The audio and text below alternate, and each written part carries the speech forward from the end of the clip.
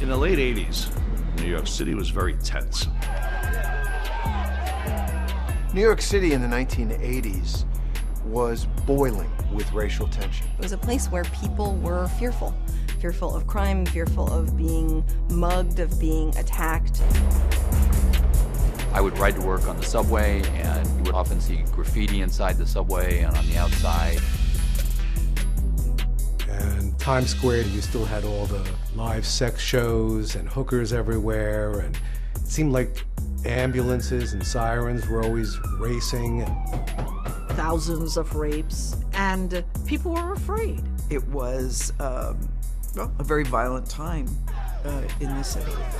And there were definitely neighborhoods in New York City where you just didn't want to be, especially after dark.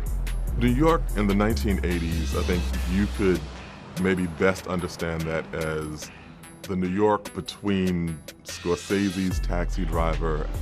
All the animals come out at night. Someday a real rain will come and wash all this scum off the streets. And Spike Lee's Do the Right Thing.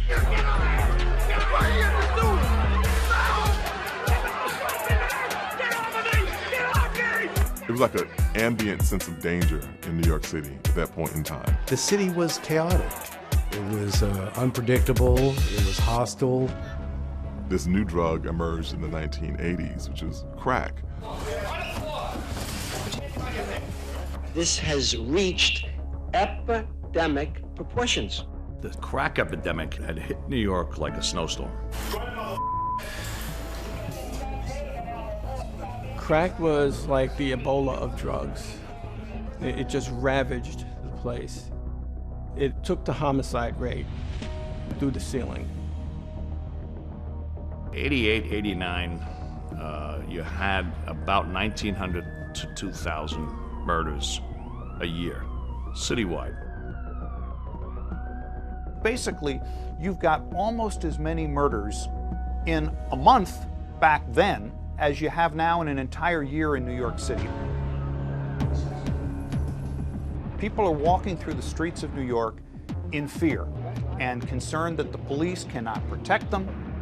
At the same time that all of these things are happening, you have the emergence and really dominance of Wall Street culture. The kind of stock market, the trader, the financial industry, financial services industry, like all these things are emerging. Bobby, 9 guys, that's the best offering. Those sectors were providing jobs that the highly educated were getting. And so we had this influx of people to the city. Now it was about making money and making as much money as possible. And during that time period, the movie Wall Street came out. Greed was good. Greed, for lack of a better word, is good. That was the thing, you know, the famous line in that movie. The rich are doing really, really well in New York City. But there were whole other areas in the city that it had just escaped, racially marginalized areas. This is what's happening to us, and this is what's happening in our communities. We don't go marching down in their neighborhood. Why they gotta come to our neighborhood? There really was a lot of tension, racially speaking, a lot of mistrust and a lot of apprehension.